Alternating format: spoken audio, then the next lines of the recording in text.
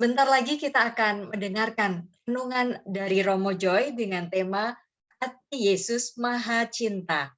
Jadikan hatiku seperti hatimu. Tapi saya mohon waktu sejenak untuk mengenalkan Romo Joy, meski saya yakin sebagian besar yang hadir di sini sudah mengenal Romo Joy yang murah senyum, pandai bernyanyi, pandai memetik gitar, membuat lagu, berpantun, dan hadirannya selalu bisa mencairkan suasana yang kaku dan tidak bersahabat dan mengubahnya menjadi suasana yang gembira. Romo Aloysius Susilo Wijoyo R. Lahir 11 Februari 55 tahun yang lalu. Beliau mendapat kehabisan imamat pada 15 Agustus 27 tahun yang lalu Gereja Santo Yohanes Penginjil, Rocky Blok B, Kebayoran Baru, Jakarta Selatan. Sebagai seorang Romo, tugas pertama Romo Joy, demikian panggilan akrab Romo Antonius, Romo Aloysius Susilo Wijoyo, sebagai pastor rekan paroki Santo Yakobus di Kelapa Gading pada tahun 1996 sampai 1998, kemudian mendapat tugas sebagai pastor Universitas Atma Jaya Jakarta pada tahun 1998 hingga 2001. Setelah itu beliau menjadi staf seminari tinggi KAJ di Cempaka Putih pada tahun 2001 sampai 2005. Lalu Romo Joy ditunjuk sebagai pastor kepala paroki Kristus Raja Pejompongan. Kemudian menjadi pastor kepala paroki Santo Matias Rasul Kosambi Baru pada Agustus 2017 sampai dengan 15 Agustus 2002. Dan ini beliau sebagai kepala paroki Ciputat Gereja Santo Nikodemus Tangerang Selatan. Romo Joy tadi saya sudah katakan beliau sangat pandai bermain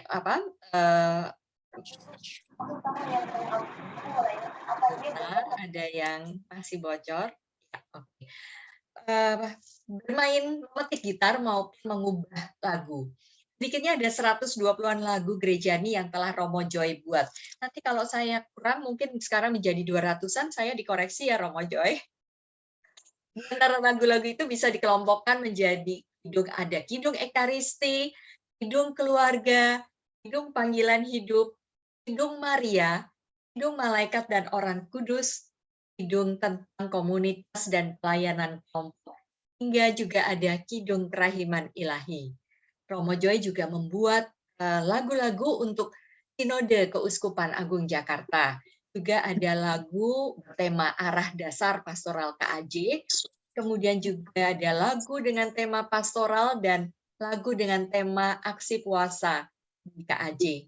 Wow, luar biasa ya. Tapi sebentar, saya kok jadi ragu ya. Ini tugas Romo Joy itu sebenarnya sebagai gembala yang baik dan murah hati atau sebagai musisi penggubah lagu ya?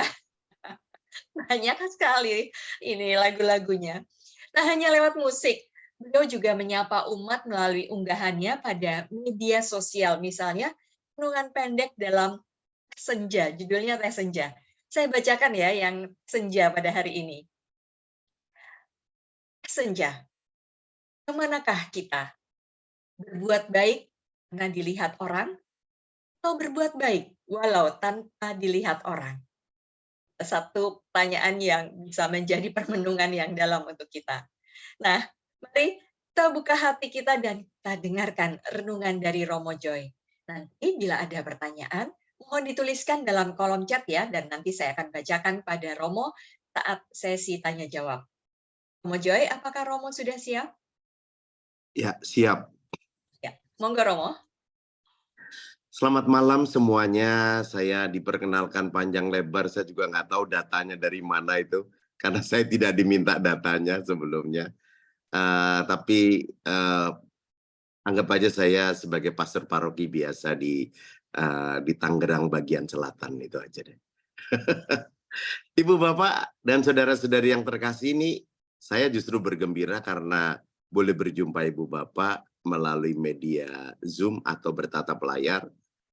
Pas 21 Juni ini kebetulan juga pesta pelindung saya Aloysius Gonzaga gitu. Jadi semoga kita semua juga senantiasa boleh meneladan orang kudus seperti Santo Aloysius Gonzaga. Tapi saya tidak ingin bicara itu, saya bicara tema yang diberikan oleh teman-teman komunitas Kerahiman Ilahi Kuskupan Agung Jakarta Satora, yakni hati Yesus yang Maha Cinta, jadikanlah hatiku seperti hatimu.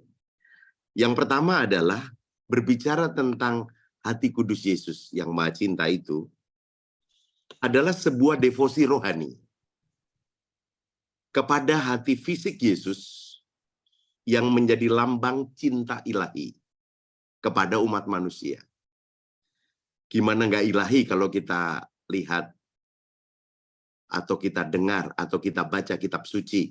Contoh soal domba yang hilang. Ada 100 ekor domba. Ada satu yang tersesat atau nakal gitu ya. Ditinggalkanlah 99 ekor domba yang baik. Lalu dicarilah satu yang nakal dan tersesat itu. Setelah ketemu bukan untuk dipukul, dijewer, tetapi digendong. Kalau pernah lihat gembala yang baik itu menggendongnya di pundaknya. Saya bayangkan dulu waktu saya kecil, itu juga suka naik di pundak ayah saya. Tapi jangan bayangkan saya yang sekarang loh ya. Waktu saya kecil. Gitu ya. Itu berarti ayah saya adalah gembala yang baik. Contoh, seandainya kita hidup di zaman now, kalau Anda seorang pemimpin perusahaan, ada 100 karyawan, ada satu yang nakal, jarang masuk, males, Anda akan cari? Atau, banyak yang lainnya, lebih baik dipecat? Pasti jawabannya yang kedua. Banyak yang lainnya, lebih baik dipecat. Ya inilah perbedaan cara pandang pemimpin perusahaan atau manajer zaman now dengan manajer gembala yang baik ala atau model Yesus. Karena dia pakai cinta ilahi, bukan manusiawi. Contoh yang kedua, kisah tentang anak yang hilang misalnya. Dalam Lukas 15, diceritakan ada seorang ayah mempunyai 2 anak, satu sulung, satu bungsu. Ayahnya belum mau mati, tetapi anaknya yang bungsu itu sudah minta warisan. Nah ini kan agak kurang ajar kan. Setelah itu apa yang terjadi? Dia pergi ke kota, menghabiskan uangnya berfoya-foya dengan para pelacur, lalu dia jatuh miskin. Setelah jatuh miskin, dia bekerja di tempat peternakan babi. Sampai dia pengen makan makanan babi. Jadi orang yang jatuh dalam dosa itu merosot eksistensinya atau keberadaannya. Dari anak bapa, lalu turun menjadi pekerja atau karyawan, lalu turun lagi. Pengen makan makanan babi, berarti turun seperti babi. Lalu dia mendapat pewahyuan di situ. Ya tentu kalau dalam bahasa sekarang, mendapatkan terang Roh Kudus. Aku akan pulang. Aku akan berkata kepada Bapa, Bapa, aku tidak layak lagi disebut anak Bapa. Jadikanlah aku salah seorang upahan Bapa. Itu yang membuat dia berani kembali walaupun sudah tidak punya apa-apa. Dan ayahnya tentu adalah Bapa yang baik. Gambaran tentang hati Yesus yang penuh cinta ilahi. Dia menunggu anaknya pulang. Dan setelah tahu bahwa itu anaknya yang selalu ditunggu itu datang, dia berkata kepada karyawannya, pakaikan jubah, pakaikan sepatu, pakaikan cincin, potong lembu yang paling tambun, sebab anakku yang hilang telah kembali. Jadi dosanya makin besar, pestanya makin besar. Maka marilah kita, bukan marilah kita berdosa ya, marilah kita bertobat. Ya kan? Nah, ya saya nggak mau diskusi bahwa tiba-tiba muncul anak sulung, lalu akhirnya anak sulung itu nggak mau masuk rumah, lalu nanti ada tafsiran bahwa yang hilang itu ternyata bukan anak bungsu, tapi anak sulung. Saya nggak mau masuk ke area itu, nanti itu sebuah bahasan tersendiri. Tapi bahwa cinta yang ilahi itu adalah cinta yang mau menerima anaknya dengan penuh kerahiman walaupun udah babak belur, nggak bisa apa-apa dan nggak punya apa-apa. Yang ketiga, masih dalam kitab suci, tentang wanita yang kedapatan berbuat zina. Masih ingat itu? Dia dikelilingi oleh laki-laki dengan beringas. Akhirnya dia datang kepada Yesus. Yesus, wanita ini kedapatan berbuat zina. Menurut engkau dihukum atau tidak? Padahal menurut hukum Taurat atau menurut hukum pada waktu itu yang berlaku, yang kedapatan berbuat zina itu harus dirajam. Dirajam itu artinya dilempari pakai batu, berdarah-darah sampai mati. Tapi apa yang dikatakan Yesus ketika mendapatkan pertanyaan dari laki-laki yang siap menghukum? Barang siapa di antara kamu belum pernah berbuat dosa, ayo lempar batu lebih dulu. Apa yang terjadi? Mereka pergi satu persatu, mulai dari yang paling tua. Kenapa dari yang paling tua? Siapa di sini yang paling tua yang sedang bertatap layar?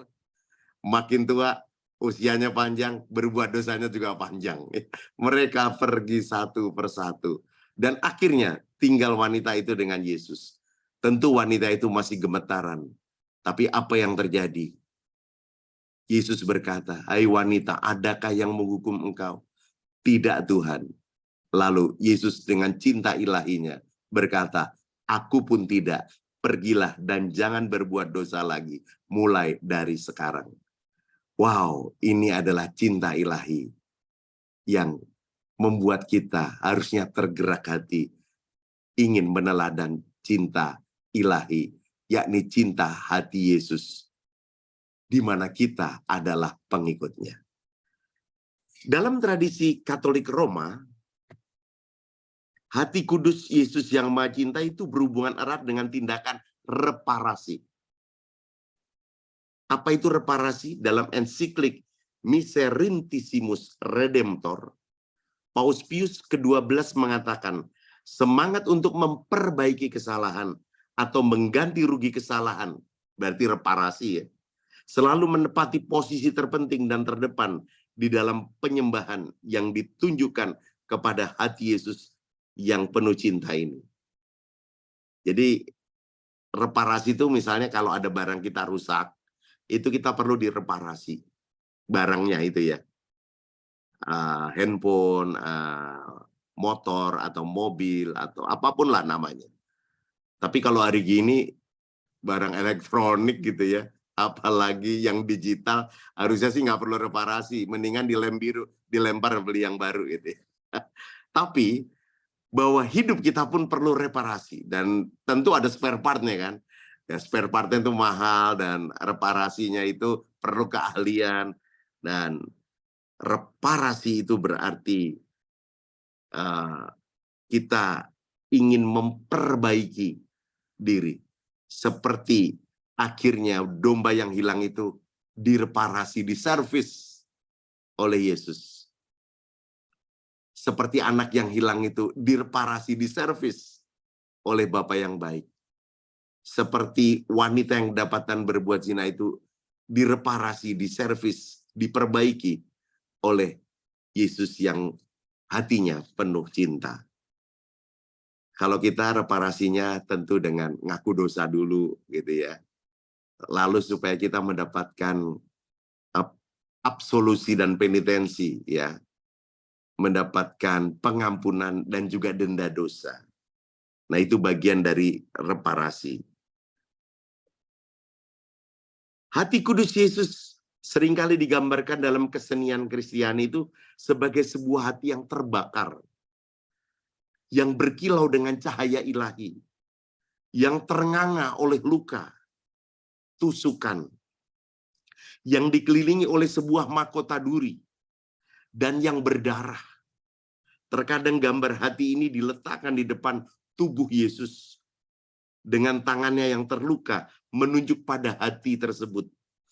Luka-luka dan mahkota duri menjadi kiasan dari apa yang terjadi saat penderitaan Yesus hingga ia wafat. Sementara api merupakan semangat, melambangkan kekuatan perubahan dari cinta kasih. Nah, harapannya setelah direparasi, kita juga mengalami perubahan. yang disebut bertobat itu ada 3 langkah loh ya. Langkah yang pertama adalah sadar bahwa berdosa. Sudah pada sadar belum nih? Halo? Kalau nggak sadar terlalu, buktinya setiap kali mau acara ini kan ada ritus tobat ya. Saya berdosa, saya sungguh berdosa. Harusnya itu bukan hafalan. Harusnya itu disadari. Maka kesadaran bahwa saya berdosa, saya sungguh berdosa. Dulu bahasa Latinnya itu mea culpa, mea maxima culpa. Semoga ini bukan hafalan atau otomatis ya. Tapi sungguh disadari seperti pemungut cukai yang menebakkan dada. Dan hanya bisa tertunduk malu di hadapan Tuhan. Tidak seperti orang munafik yang di depan merasa bangga bahwa itu namanya kesombongan rohani. Hati-hati loh ya, kita yang terlibat dalam hidup pelayanan rohani ini bisa mengalami kesombongan rohani loh. Hati-hati ya. Lebih baik kayak pemungut cukai itu. Saya berdosa, saya sungguh berdosa. Sadar saja itu belum bertobat loh. One step ahead setelah sadar adalah apa? Menyesali dosa-dosa. Menyesal tuh macam-macam ya. Ada yang pakai janji, iya deh aku janji nggak akan berbuat lagi. Ada yang pakai tanda tangan ya, tertulis gitu ya. Kalau perlu pakai meterai atau cap gitu ya. Ada yang pakai nangis gitu ya, mukulin bantal ke wajahnya. Ada yang jedotin dahinya ke tembok. Kasihan temboknya sebenarnya. Itu belum bertobat loh ya. Tapi udah bagus. Itu sudah selangkah lebih maju daripada sadar. Menyadari dosa, setelah itu menyesal. Tapi itu belum bertobat. Baru disebut bertobat setelah langkah ketiga, yaitu apa? Berubah. Ya, kalau Anda pernah dulu nonton film KBH, Ksatria Baja Hitam, berubah gitu ya.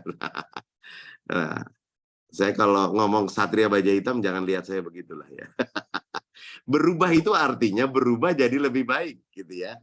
Misalnya dari malas jadi rajin. Misalnya dari gampang emosi dan marah-marah jadi sabar.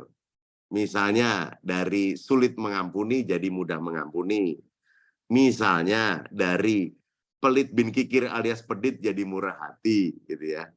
Nah, silahkan teman-teman mencari bentuk-bentuk perubahan apakah yang merupakan reparasi, servis ya, perbaikan yang itu berasal dari hati kudus Yesus yang Maha Cinta. Makanya kalau udah berubah, itu jangan ngomong sendiri, gua kan udah berubah, jangan ngomong begitu. Biarkan orang yang hidup di sekitar kita yang bicara, yang hidup di dalam keluarga kita, atau bertetangga, atau berkomunitas tempat kerja kita. Saya lihat kamu udah berubah loh.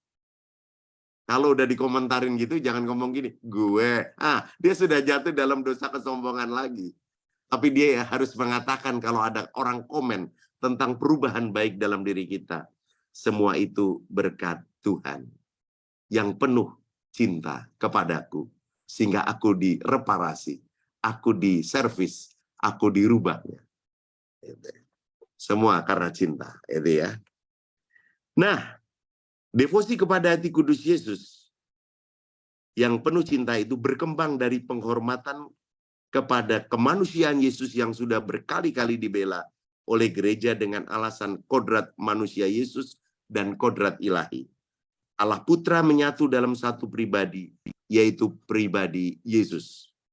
Devosi kepada hati kudus Yesus yang penuh cinta dimaksudkan untuk membalas cinta kasih yang dinyatakan Allah kepada kita melalui Yesus.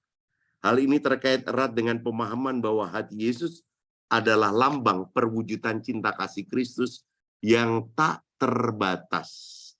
Cinta kasih itulah yang menjadi alasan utama pembaktian kepada hati Yesus yang penuh cinta. Kemarin ya kalau nggak salah ya, bacaan Injilnya dalam liturgi harian itu ajaran Yesus yang penuh cinta, tapi paling sulit dijalankan, yaitu apa? Kasihilah musuhmu dan berdoalah bagi mereka yang menganiaya kamu. Gampang atau sulit tuh? Halo?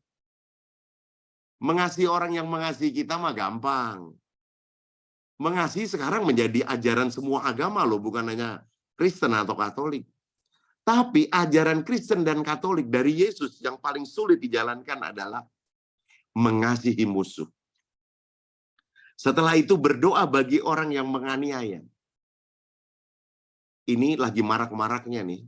Tadi juga para romo kumpul di keuskupan bersama Bapak Uskup dan para narasumber.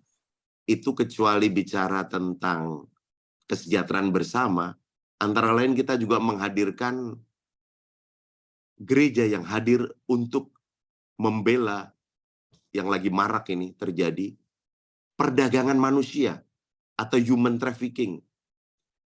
Yang kerja di Myanmar, kerja di Kamboja, kerja di beberapa di Filipina, yang ternyata itu dijual dan disiksa. Pokoknya kalau pinter kerja, disuruh kerja rodi dengan target-target. Nggak pinter kerja, disiksa. Ada yang sampai diinfus sambil kerja. Dan kalau nggak bisa kerja, akhirnya organ tubuhnya diambil. Ini kan mengerikan. Sangat tidak menghargai martabat manusia yang merupakan imago Dei atau image of God atau citra Allah gitu ya. Nah, pada saat seperti itu kita tetap harus mengampuni, coba bayangkan. Orang-orang yang melakukan kekejaman seperti itu. Tapi Yesus bukan hanya mengajarkan, dia sendiri melakukan kepada para penyiksanya. Itu kan disiksanya itu kayak cambuk. Cambuknya itu di ujungnya, konon katanya, seperti ada mata pancing. Jadi kalau itu dicambukkan kepada Yesus, lalu mata pancingnya itu bisa mengoyak kulit Yesus. Dan makanya berdarah-darahnya itu banyak. Kalau nonton film The Passion of the Christ, itu kan sangat mengerikan, darahnya luar biasa banyak. Kalau nonton kain kafan Turin, itu kan juga luar biasa. Ternyata di kain kafannya itu banyak bercak darah. Dan Yesus berkata apa kepada para algojo-algojo itu? Bapa, ampunilah mereka, sebab mereka tidak tahu apa yang mereka perbuat. Wow. Dia bukan hanya mengajarkan tentang cinta dan pengampunan, tapi Yesus sendiri memang berdoa untuk mereka yang menganiaya dia. Bapa, ampunilah mereka, sebab mereka tidak tahu apa yang mereka perbuat. Harus berapa kalikah kita mengampuni atas dasar cinta? Ketika Petrus bertanya kepada Yesus, bukan 7 kali, tetapi 70 kali 7 kali, yang artinya bukan 490, tapi 7 itu dalam tradisi Israel angka sempurna, artinya berkali-kali. Salah minta ampun, ampuni lagi. Salah minta ampun, ampuni lagi. Halo, coba saya tanya nih kepada ibu bapak dan saudara-saudari yang terkasih. Siapakah orang yang paling menyakiti hati kita? Halo. Saya jawab ya, saya coba jawab. Saya coba tafsirkan. Bener atau enggak ya? Sebenarnya yang paling nyakitin hati kita, itu adalah orang yang kita cintai. Betul enggak? Gue tuh cinta banget, tau nggak sama lo? Kenapa lo begitu banget sama gue? Sakitnya hati ini. Namun aku rindu.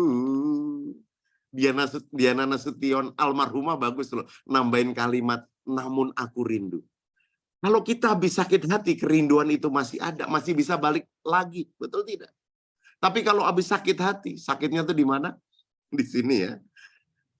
Dan itu berkali-kali ya, karena ketemu terus orang satu rumah yang kita cintai itu. Atau ketemu terus di tempat kerja tapi kita cinta sama dia. Ketemu terus di komunitas tapi kita cintakan dia. Yang ada jalan lain. Kalau kerinduan itu masih ada, masih bisa balik. Tapi kalau kerinduan itu udah coret, udah nggak ada. Udah delete gitu ya. Pergi saja, cintaku pergi. Yang terakhir nih paling pahit nih. I'm sorry, goodbye. Semoga nggak ada ya. Dalam kamus kita sebagai pengikut Yesus itu mengatakan pergi dan goodbye. Itu anak yang hilang aja ditunggu dan dipestakan setelah balik. Kenapa kita harus mengusir dan goodbye kepada orang-orang yang kita cintai? Halo? Persis. Bagi yang sampai sekarang masih punya kesulitan untuk mengampuni, saya hanya usul, datanglah kepada Yesus yang hatinya penuh cinta, yang hatinya penuh kerahiman, supaya memampukan kita untuk kembali mengampuni orang yang telah menyakiti kita, bahkan menyakitinya berkali-kali. Ini ada rumus nih ya. Sakit hati itu seperti hatinya luka. Kalau kita mengampuni, luka hatinya jadi sembuh. Sakit hati itu seperti luka. Kalau kita nggak mengampuni, lukanya bisa bernanah dan infeksi, mempengaruhi peredaran darah dalam tubuh, makan nggak enak, tidur nggak enak, lalu bisa menyebabkan sakit-sakit yang lain. Mau nggak? Kalau nggak mau, ayo ampuni. Ampuni lagi. Ampuni lagi. Sulit, sulit. Apalagi mendoakan dia. Sulit, sulit. Tapi bukankah ketika kita sekolah, kita juga bilang matematika sulit, bahasa Inggris sulit, tapi kan lulus juga. Artinya apa? Yang sulit bukan berarti nggak bisa, bisa, tapi dengan bantuan Allah. Dengan bantuan Yesus yang hatinya Maha Kudus. Devosi hati kudus Yesus sangat erat kaitannya dengan Ekaristi. Dari dirinya sendiri, Ekaristi adalah anugerah hati Yesus yang terluka karena cinta kepada kita. Sebab dari lambung yang tertikam keluar darah dan air. Ini ada salah satu gambar tuh di tatap layar kita. Yesus kerahiman ilahi dari hatinya itu atau dari lambungnya yang tertikam itu keluar darah dan air. Darah itu melambangkan sakramen Ekaristi. Kepada Margareta Maria Alacoque, Yesus mengeluh karena kedinginan dan ketidakacuan manusia akan sakramen cinta kasih yang bernama Ekaristi. Oleh karena itu tidak mengherankan bahwa perkembangan devosi hati kudus Yesus selanjutnya sangat berwarna ekaristis. Maka ada misa Jumat pertama alias Jumper.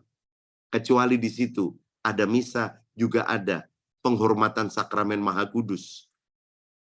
Jadi Yesus yang hadir dalam rupa roti yang ditatakan di dalam monstran.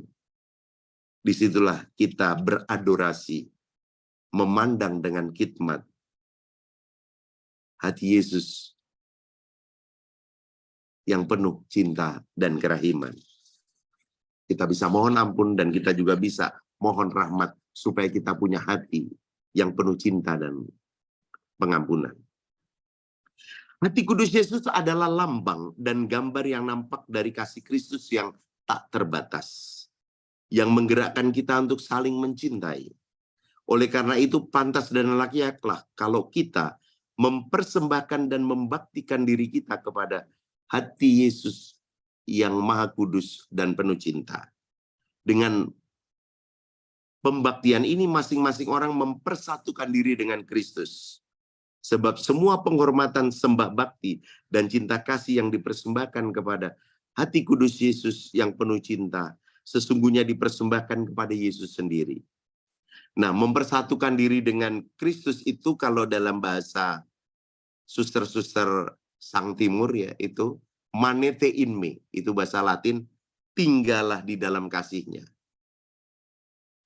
Itu seperti dalam Yohanes 15, yang tinggal padaku akan berbuah banyak. Di luar aku kamu tidak dapat berbuat apa-apa. Hati Yesus yang penuh cinta kepada setiap orang yang dihadapinya, baik itu terhadap yang menghormatinya, yang mempercayainya, yang mengikutinya, maupun mereka yang memusuhinya. Perhatiannya terutama kepada orang-orang kecil, sakit, miskin, berdosa, terlantar, kelaparan, kesepian. Kalau dalam bahasa Keuskupan Agung Jakarta, LKMTD. Apa itu LKMTD? Lemah, kecil, miskin, tersingkir, disabilitas. Di hadapan mereka, Yesus selalu membuka hatinya lebar-lebar. Hati Yesus bagai laut penuh pengharapan. Gitu. Hati Yesus itu membuka terus seperti lukanya yang menganga. Tapi dari situlah keluar darah dan air. Perhatiannya penuh cinta dan belas kasihan. Hal itu misalnya digambarkan dalam Matius 9 ayat 35-36. Bahwa Yesus selalu berkeliling ke semua kota dan desa. Ia mengajar dari rumah-rumah ibadat dan memberitakan Injil kerajaan sorga, serta melenyapkan segala penyakit. Melihat orang banyak itu, tergeraklah hati Yesus oleh belas kasihan, sebab mereka lelah, terlantar seperti domba tanpa gembala. Ini adalah bacaan Injil hari Minggu kemarin. Masih ingat? Bahwa Yesus itu tergerak hatinya oleh belas kasihan. Melihat banyak orang yang terlantar seperti domba yang tidak punya gembala. Jawab pertanyaan saya dengan jujur. Kita kan sering tergerak hati kita kan oleh belas kasihan. Kalau melihat yang sakit, yang miskin, yang susah, dan menderita. Betul tidak? Tapi bukankah pikiran kita sering mengintervensi? Ntar kalau gue tolong, ntar kalau gue bagi, ntar kalau. Lalu akhirnya muncul tafsiran-tafsiran dalam pikiran. Nanti kebiasaan lah, inilah, itulah. Aduh repot juga kalau nolong dia. Pikiran yang mengintervensi membuat hati yang sudah tergerak oleh belas kasihan itu akhirnya nggak jadi untuk melakukan apapun atas nama cinta. Betul tidak? Halo? Kecenderungan kita kan nggak mau repot. Bagi yang nggak mau repot, ayo baca kisah orang Samaria yang baik hati. Itu repot lagi. Ada orang Lewi lewat. Tergerak hatinya oleh belas kasihan. Aduh, repot ah. Imam lewat. Tergerak hati oleh belas kasihan. Aduh, repot ah. Lalu ada orang Samaria. Tergerak hatinya oleh belas kasihan. Apa yang terjadi? Itu diangkat, dinaikkan ke dalam keledainya. Itu lalu dibawa ke tempat pengobatan. Ya toh? Lalu masih dia tinggalkan uang. Dia repot. Bahkan berkorban waktu, korban tenaga, korban pikiran, korban finansial. Itu artinya cinta. Cinta itu adalah mendekat dan memberi. Dan di ujungnya itu berkorban. Siapakah yang telah melakukan itu? Yesus. Dia mendekati kita, Allah menjadi manusia yang kita rayakan ketika Natal. Setelah mendekat, dia memberi apa yang dia beri. Inilah tubuhku, makanlah. Inilah darahku, minumlah. Itu yang kita rayakan ketika Paskah. Dia wafat, bangkit untuk menyelamatkan kita. Repot loh. Maka betul kata lagu Ebit GAD. Kata orang cinta mesti berkorban. Nah, berkorban itu repot. Seorang ayah atas nama cinta. Cinta kepada keluarganya. Pergi pagi, pulang malam, jungkir balik. Nggak ada masalah atas nama cinta, walaupun repot. Seorang ibu bangun pagi, masak, bersih-bersih. Terus sampai malam begitu. Repot. Ya, atas nama cinta untuk keluarga. Semua nih yang namanya pengurus, entah ketua lingkungan, koordinator wilayah, entah ketua seksi, entah Anda nih ketua komunitas kerahiman ilahi, itu repot. Korban waktu, korban tenaga, korban pikiran, korban. Itulah cinta. Cinta itu berkorban. Kalau nggak pakai berkorban, belum cinta namanya. Dulu masih ingat nggak puisi-puisi waktu pacaran bawa bapak yang hadir di sini? Gunung pun kan kudaki, lautan kan ku seberangi, untuk menjumpai engkau yang kucintai. Halo? Zaman sekarang. Gunung pun kan kudaki, lautan kan ku seberangi, untuk menjumpai engkau yang kucintai. Tapi nggak janji kalau macet. Ya ilah. Nggak janji kalau banjir. Ya ilah. Itu namanya nggak mau repot, nggak mau berkorban. Gitu. Baru macet dan banjir. Yesus tuh sampai mati tahu. sampai menumpahkan darahnya. Jadi nggak usah sampai mati deh, yang penting korban. Halo.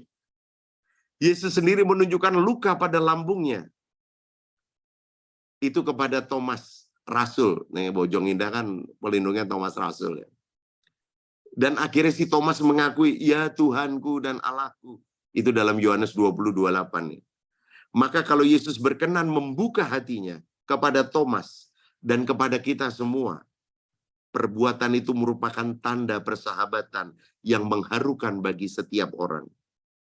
Gereja tahap demi tahap menyadari hal itu, akhirnya mencapai pemahaman yang lebih mendalam tentang rahasia hati Yesus yang tertikam itu. Menurut ajaran Bapak Gereja dan orang kudus, secara simbolis, ini tolong digarisbawahi, gereja lahir dari lambung atau hati yang tertikam. Air dan darah adalah lambang kehidupan gereja yang diperoleh dalam, kalau air itu permandian, kalau darah itu ekaristi. Saya ulangi ya. Simbolis gereja lahir dari lambung atau hati Yesus yang tertikam. Air dan darah adalah lambang kehidupan gereja. Diperoleh dari air, itu lambang permandian. Dan darah itu lambang ekaristi. Maka sumber dan puncak hidup menggereja itu ekaristi. Maka siapa di sini yang nggak pernah merayakan ekaristi? Terlalu. Ada hukumnya loh ya, kuduskanlah hari Tuhan. Hendaklah engkau merayakan ekaristi di hari Minggu dan hari Raya.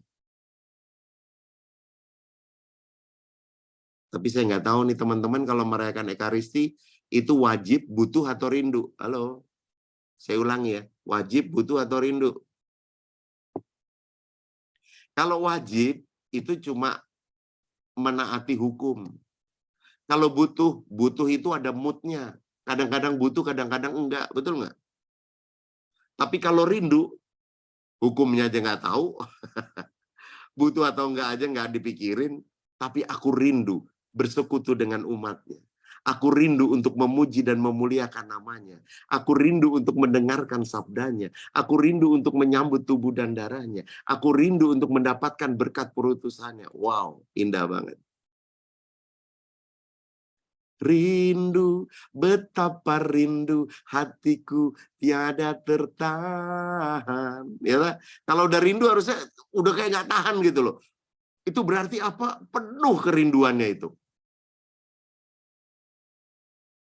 Jangan-jangan yang tadi ngomong rindu datang ke gereja terlambat. Halo? Jangan-jangan yang tadi ngomong rindu di gereja nggak fokus. Halo? Jangan-jangan yang tadi ngomong rindu, di gereja ngantuk. Halo? Kalau Anda rindu dengan pacar Anda, halo Ibu Bapak, masih ingat nggak waktu masih muda? Kan nggak boleh telat datangnya. Dan kan harus fokus kepada yang Anda rindukan. Dan mana ada orang pacaran ngantuk. Halo? Demi yang dia cintai, harusnya kita dengan penuh kerinduan. Maka lagunya kan, aku rindu akan Tuhan dalam sakramen terkudus. Aku rindu menerima Yesus Allah manusia. Bukan, aku wajib akan, nggak ada kan? Atau aku butuh akan, nggak ada kan? Halo? Jadi ini bukan soal wajib atau butuh, ini soal rindu. Bayangkan ketika Anda rindu berjumpa dengan orang yang Anda cintai. Dan ini adalah melebihi orang itu. Karena yang Anda rindukan adalah orang yang lebih dulu mencintai Anda. Bahkan cintanya itu adalah cinta yang penuh pengorbanan. Menyerahkan tubuh dan darahnya untuk menebus dosa kita dan menyelamatkan kita. Maka ekaristi disebut apa? Disebut karya penyelamatan Allah yang kita rayakan. Jadi setiap kali kita merayakan ekaristi, kita merayakan karya penyelamatan Allah yang hadir dalam diri Yesus Kristus melalui peristiwa wafat dan kebangkitannya. Dari semua gereja dapat memahami dirinya, harga dirinya misinya hanya berasal dari cinta Kristus. Karena tugasnya yang mendasar adalah belajar mengenal dan mencintai Yesus. Dengan cara itu gereja belajar mencintai seluruh umat dalam kesatuan dengan cinta. Kalau ngomong cinta tuh nada dasarnya C. Dan cinta itu memang harus mendekat dan memberi. Jadi katakan omong kosong kepada orang yang mengatakan, aku mencintaimu, tapi nggak pernah mendekati, nggak pernah memberi apapun. Mendekat itu macam-macam. Telepon-teleponan, WA-WA-an, jalan bareng, ngobrol bareng, makan bareng, itu mendekat. Memberi itu macam-macam, memberi sapaan, memberi perhatian, memberi kejutan berhadiah.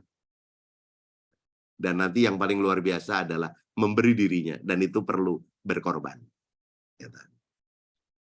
Dan kita perlu belajar. Maka Ekaristi adalah sekolah cinta. Dan guru dan idolanya adalah Yesus sendiri. Dia mendekat, dia memberi, dia berkorban atas nama cinta. Dan cintanya itu penuh kerahiman, bahkan kita berdosa pun, sorry loh, saya mau tanya, kita sering berdosa nggak? Halo? Kita sering minta ampun nggak? Halo? Kita sering diampuni nggak? Halo? Masa sih susah banget ngampuni orang, sementara kita aja dosa terus, diampuni terus? Kira-kira begitu. Ini merupakan tantangan bagi gereja dan pemahaman dari dirinya sendiri, karena dalam devosi agung ini, keadaan apapun di atas segalanya disentuh dan digerakkan oleh cinta. Hati kudus yang mencintai bersama Yesus. Semoga kita dimampukan untuk itu. Sambil terus kalau dalam doa koronka itu, demi sengsara Yesus yang pedih, gitu. Tunjukkanlah belas kasih-Mu kepada kami dan seluruh dunia. Dan Yesus sudah menunjukkan itu, tinggal kita mau menunjukkan cinta kita kepada sesama kita. Termasuk sesama yang nyebelin, yang mengecewakan, yang menyakiti hati kita. Bahkan berkali-kali. Amin. Akhirnya pantun Amin, kecil Romo. ini semoga berguna buat kita. Kalau bagus bilang cakep ya. Jalan-jalan Cakep. keliling kota. Cakep. Cakep. Mampir Mangga 2, beli jamu. Cakep. Hati Yesus yang maha cinta. Cakep. Jadikan hatiku seperti hatimu. Cakep. Stop deh. Oke, Kita kasih itu. reaksinya dulu, kasih jempol tanda cakep untuk Romo Joy. Iya, bagus sekali Romo pantunnya. Terima kasih Romo Joy. Bukan hanya sudah mengingatkan kami semua, kami diingatkan bahwa hati Yesus maha cinta diwujudkan dengan pemberian total hidupnya, pengorbanan tanpa pamrih, dan keterbukaan hatinya untuk menerima segala kerapuhan dan beban hidup saya dan segala macam dosa, sama seperti anak yang hilang, catatan anak yang hilang tadi, lalu kemudian juga domba yang hilang dan wanita yang berbuat zina. Itu kemudian kita juga diingatkan bahwa kita tidak hanya dipanggil untuk merenungkan dan memandang misteri hati Yesus yang penuh cinta, tetapi juga mengambil bagian di dalamnya. Artinya adalah mengikuti Ekaristi Kudus, pusat iman kita, pusat kebaktian kita kepada cinta penuh belas kasih yang Kristus nyatakan dalam hati kudusnya. Ya Romo, luar biasa. Romo, sudah ada pertanyaan satu. Pertanyaan ini nampaknya tergelitik oleh perkataan Romo tadi untuk memaafkan. Yang 7 kali 70 kali 7. Romo, jika kita gengsi meminta maaf ke orang yang kita sakiti, tetapi kita mohon pengampunan langsung ke Tuhan, apakah itu tindakan yang benar, Romo? Ya, kalau di dalam kitab suci dikatakan, kalau engkau sedang beribadah dan engkau ingat akan saudaramu dan engkau belum berdamai dengan dia, tinggalkanlah. Berdamai dulu, lalu balik lagi. Jadi intinya apa? Kita diminta untuk berjumpa, berdamai. Apa kesulitannya? Nih kita nih kadang-kadang nih ya, saking bencinya sama orang gitu, sampai ketemu pun harus jalannya itu muter. Halo? Supaya nggak ngelewatin dia. Terima kasih atas senyumnya, kayaknya memang begitu ya. Ya udah, apa susahnya sih, samperin aja. Bagi yang punya kesulitan untuk, ini saya ngomong tentang minta maaf dulu ya misalnya. Ulurkan tangannya deh, sampaikan kepada dia. Kalau saya salah, saya minta maaf. Pasti yang diajak ngomong udah seneng. Tuh kan dia yang salah. Padahal kan kalau saya salah, betul nggak? Halo? Kalau itu juga nggak bisa keluar dari mulut kita, samperin aja. Sebab kita memang yang harus proaktif. Jangan menunggu dia. Lalu katakan, ulurkan tangannya. Mungkin kamu yang benar. Pasti dia udah senang. Tuh kan gue yang benar. Padahal kan baru mungkin. Halo? Jadi udahlah. Itu yang akan melegakan kita bikin plong. Itu kalau kita langsung mengatakannya. Entah saya minta maaf, entah saya memaafkanmu. Dan setelah itu, ya boleh berdoa kepada Tuhan dan sebagainya dan sebagainya. Ya intinya berdamai lagi lah. Coba bayangkan kalau di rumah nggak omongan. Coba bayangkan di tempat kerja nggak omongan. Coba bayangkan di lingkungan. Kalau ketemu malah buang muka. Ya kalau habis dibuang mukanya ketemu lagi. Kalau enggak, itulah. Baik, Bukan Romo. saatnya seperti itu. Ya, intinya perbaiki dulu relasi dengan sesama. Belum Iya. menghadap kepada Iya. mempersembahkan kepada Tuhan. Romo, sebelum kita melanjutkan kepada pertanyaan yang sudah masuk, kita foto dulu ya Romo. Ini ada 122 orang Wah, yang luar biasa. biasanya paling banyak kalau mendengarkan Romo sesudah ini nanti pada cabut-cabut semua. Jadi kita akan foto lebih dulu. Baik, Bu Silva, mohon bantuannya untuk mendokumentasikan. Oke, baik Bu Bey. Bapak Ibu, boleh dibuka kameranya dan berikan senyum kita untuk Tuhan. Nah, hitung ya. 1.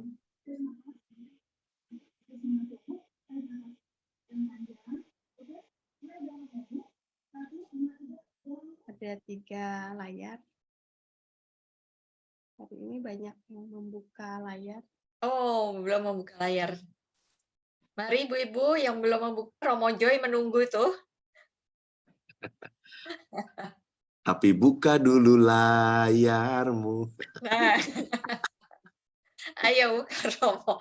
Jangan ada hitam di antara kita, kata kawan saya. Nah, yang buka layar dapat kerahiman cinta Tuhan loh. Sudah Bu Bey. Terima kasih Bu Silva. Ya. Baik Romo, kita lihat lagi ada pertanyaan baru Romo. Ya. Romo, sabda Tuhan minggu ini mengatakan jangan kejahatan dibalas dengan kejahatan. Jika ditampar pipi kirimu, berilah pipi kananmu. Secara manusiawi tentu sangat berat dan saya tidak akan bisa melakukan perintah Tuhan Yesus ini. Jika saya ingat ketika Yesus disiksa dan memanggul salib, tapi Tuhan Yesus tidak membalas orang yang menyiksanya. Di atas kayu salib, Tuhan berkata, "Ya Bapa, ampunilah mereka karena mereka tidak tahu apa yang mereka lakukan." Sungguh luar biasa kerahiman Tuhan Yesus yang tanpa batas kepada manusia seperti saya, yang selalu melukai hati Yesus yang selalu berdoa. Yang selalu melukai hati Yesus dengan berdosa. Nampaknya ini pengakuan dosa Romo dilakukan secara Zoom ini. Tidak bisa melakukan apa seperti yang diperintahkan Yesus karena datang kepada Yesus dengan penuh masih mungkin di dalam hatinya masih ada rasa marah, rasa hal-hal yang tidak menyenangkan Romo. Nah, ini memang tidak mudah Romo meminta agar meminta Yesus menjadikan hati kita seperti hati Yesus yang Maha Cinta. Nah, apakah kita mau memberikan cinta walaupun hati kita seperti yang digambar Romo itu penuh dengan diliputi dengan duri-duri? Menurut Romo, Iya, bagaimana daya sebenarnya tarik? apa yang ditanya itu, itulah kesulitan kita semua, termasuk saya. Jadi semuanya lah. Bahwa ajaran Yesus yang paling gila ya menurut saya ini, gitu ya. Mencintai musuh, bahkan mendoakan mereka yang menganiaya kita, yang menyakiti kita, bahkan menyakitinya berkali-kali. Jadi mengampuni itu tidak semudah membalik telapak tangan. Kalau dikatakan sulit, sulit, tapi jangan ngomong nggak bisa dulu, gitu ya. Karena tadi saya sudah memberi analogi. Ketika kita dulu sekolah juga kita sering mengeluh tentang sulitnya pelajaran, gitu. Kimia, fisika, matematika itu kan sulit, gitu ya. Tapi toh kita lulus juga, berarti kita bisa kan. Tapi kan itu dengan bantuan guru, dengan bantuan kakak kelas, dengan bantuan orang tua, dengan bantuan doa, gitu ya. Ya ini juga bisa, tapi dengan bantuan. Maka usul saya, ya sering-seringlah merayakan Ekaristi, lalu beradorasi, lalu doa kerahiman koronkai ini, ya lama-lama kita diberi kemampuan untuk merasakan kerahiman Allah yang lebih dulu, akhirnya kita bisa juga punya sifat kerahiman itu bagi sesama. Baik, Romo. Terima kasih untuk arahannya. Yang penting kita mau membuka hati, mencoba ya Romo, terus-menerus mencoba karena memang suatu yang tidak mudah. Tetapi kalau kita belum bisa mengampuni, jangan berdoa Bapa kami ya Romo. Nah, Dalam doa Bapa kami, ampunilah kesalahan. Loh, ini kita belum memaafkan orang, tapi kita minta maaf. Jadi iya. jangan berdoa Bapa kami dulu. Ya justru kenapa kita tetap disuruh tiap hari doa Bapa kami itu biar latihan terus gitu loh. Oh benar, latihan terus. Ya, lagi pula kalau tidak berdoa Bapa kami, kita tidak dapat mendapat rezeki pada hari ini, Romo. Nah, Rezekinya hanya hari ini, besok nggak ada. iya. Baik, Romo, pertanyaan berikutnya. Izin bertanya, Romo, bila mana Ya. kita sudah memaafkan dan berdamai, namun sudah tidak berinteraksi lagi dengan yang si pembuat yang si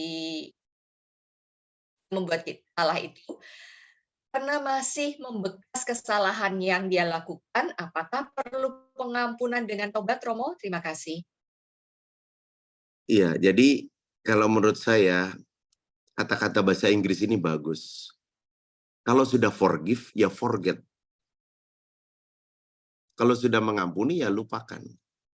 Walaupun saya juga tahu bahwa kita punya daya ingatan. Sampai ada lagu kan, lumpuhkanlah ingatanku, hapuskan tentang dia. Sampai minta dilumpuhkan coba, karena ingat terus. Ntar kalau benar-benar lumpuh baru tahu loh. Menyesal ya, Jadi Romo.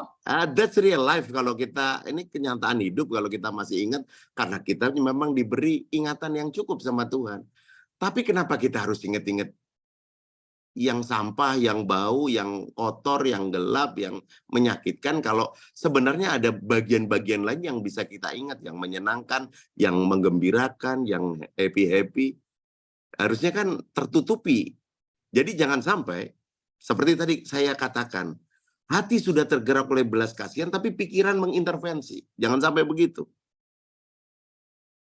Jadi ingatan kita yang buruk itu jangan sampai mengintervensi ingatan lain yang telah diberikan sama Tuhan, yang baik-baik juga. Jadi ibarat kata nih ya, kalau suami istri ya, kalau lagi ngamuk, kan luar biasa gitu ya. Coba ingat masa-masa indahnya juga lah sama pasanganmu. Harusnya imbang lah gitu loh maksudnya. Kira-kira begitu. Baik, Romo, satu pertanyaan terakhir ya, Romo, karena waktunya Yes. sudah. Kalau tidak mau memaafkan, tapi rajin ke gereja dan berdoa, gimana hukumnya, Romo? Terima kasih. Yaitu tadi, apabila kamu mempersembahkan korban atau sedang beribadah, tapi kamu belum berdamai, tinggalkanlah dan berdamailah dahulu dengan saudaramu, lalu kembalilah. Itu dasarnya itu. Ya.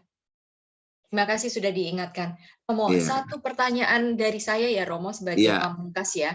iya, Saya tertarik terhadap cerita Romo tadi tentang pertemuan dengan Bapak Uskup, para Romo yang membahas tentang human trafficking.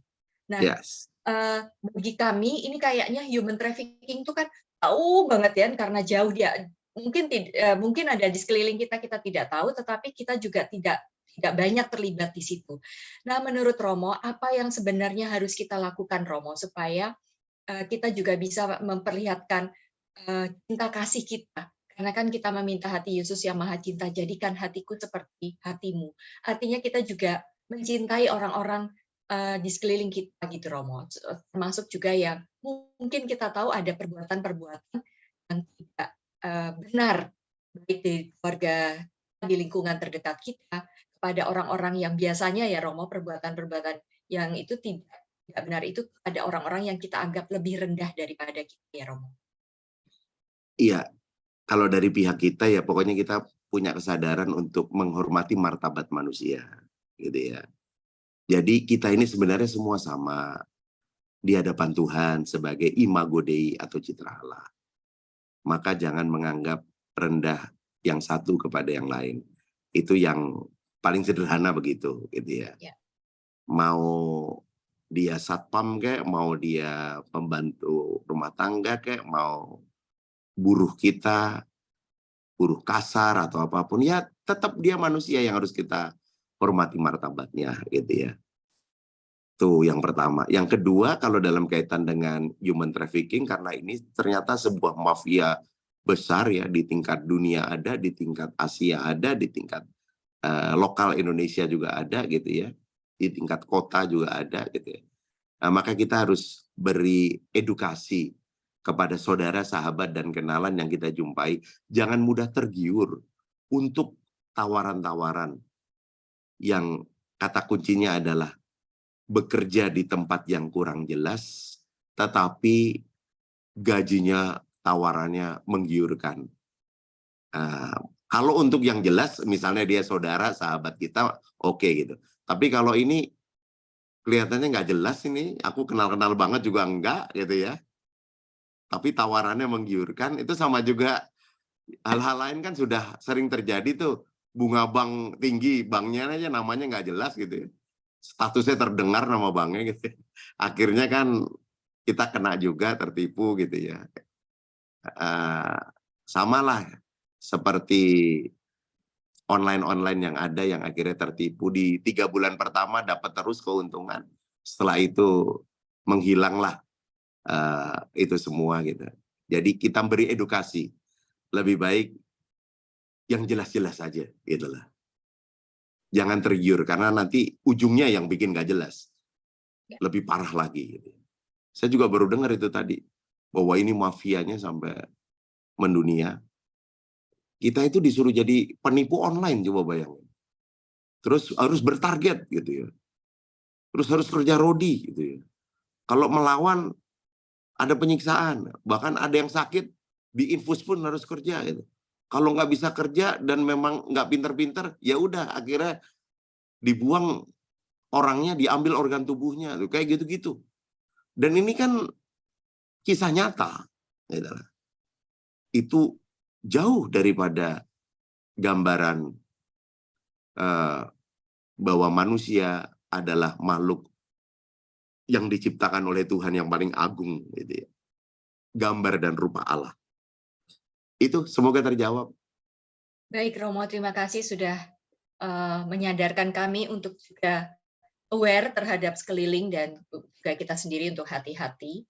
Ya. Dan kita perlulah kalau ingin meminta Tuhan agar bisa hati kita seperti hatinya Tuhan yang penuh cinta, kita pun juga memberikan cinta kita dan membuka diri kita kepada sesama. Ya karena kita semua sama di hadapan Tuhan. Besar Ibu Bapak dan rekan-rekan yang terkasih, dalam hidup ini kita sudah menerima begitu banyak berkat dari Allah, maka mari saya mengepuk Ibu Bapak untuk berbagi kasih kepada yang membutuhkan melalui BCA dengan nomor rekening. Mungkin Bu Maria Jau bisa menayangkan.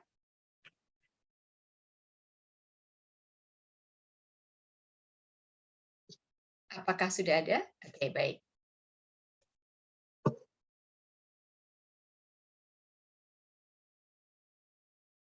Ini dia.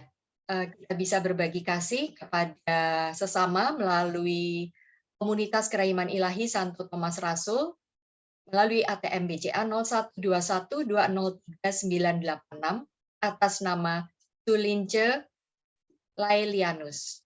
Baik, sebelum Romo Joy memimpin doa penutup dan memberikan berkat penutup, berkat Allah melalui Romo Joy, saya tadi menutupnya dengan pantun, membukanya dengan pantun, maka saya sekarang akan menutupnya dengan pantun. Kata Romo Joy, nada C adalah nada cinta. Kitab suci menjadi sumber inspirasi baginya. Romo Joy, terima kasih untuk renungan yang menyegarkan jiwa. Sampai jumpa pada kesempatan berikutnya. Cakep. Baik, Romo Joy, kami sudah siap untuk menutup acara. Monggo Romo memimpin doa penutup dan memberi kami berkat Allah. Dalam nama Bapa dan Putra dan Roh Kudus, amin. Allah Bapa yang penuh kasih, kami mengucap syukur dan terima kasih. Kami boleh berjumpa melalui media Zoom bertatap layar.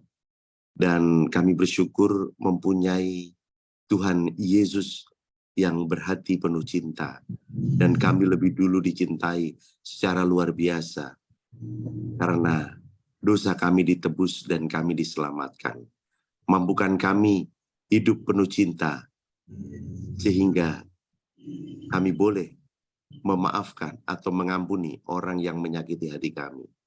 Kami boleh tergerak hati oleh belas kasihan untuk menolong orang-orang yang telah Tuhan hadirkan di tengah kehidupan kami. Seluruh doa ini ya Bapa kami panjatkan dengan pengantaraan Kristus Tuhan kami. Amen. Tuhan bersamamu Dan bersama Roh. Semoga kita sekalian, keluarga kita, dan istirahat kita malam ini diberkati oleh Allah yang Maha Kuasa, Bapa dan Putra dan Roh Kudus. Amin. Amin.